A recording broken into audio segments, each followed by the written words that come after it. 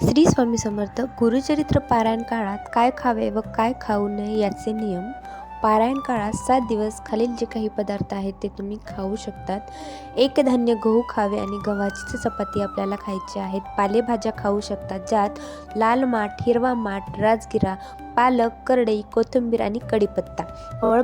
फळभाज्यांमध्ये तुम्ही खाऊ शकतात बटाटा, टोमॅटो, फ्लावर, कोबी, घोसाळ म्हणजेच गिलके, ढोबळी मिरची, हिरवी व लाल मिरची, तोंडले, गाजर, सुरण व रताळे. सर्व फळे जे आहेत तुम्ही सगळ्या प्रकारचे फळे खाऊ शकतात. फक्त कडू आहे वर्ज्य.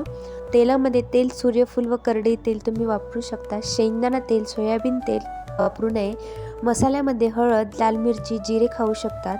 गरम मसाला किंवा दुसरा कोणता मसाला आहे तो तुम्ही खाऊ शकत नाही. त्याचे सर्व प्रकार तुम्ही खाऊ शकतात. पारायण काळादरम्यान वारानुसार उपवास असेल तर उपवासाचे पदार्थ खाऊ शकतात, जसं की शिंगाडा पीठ, बटाटे, रताळे, साबुदाणा, राजगिरा तुम्ही खाऊ शकतात. वर्ज्य जे आहे ते द्विदल धान्य, कडधान्य, शेंगदाणे, डाळी खाऊ नये. गवार, वांगे, कारले, वाल, शेपू, मेथी, कांदापात, लसूण, कांदा, मोहरी आणि वरण भात आपल्याला वर्ज्य आहे.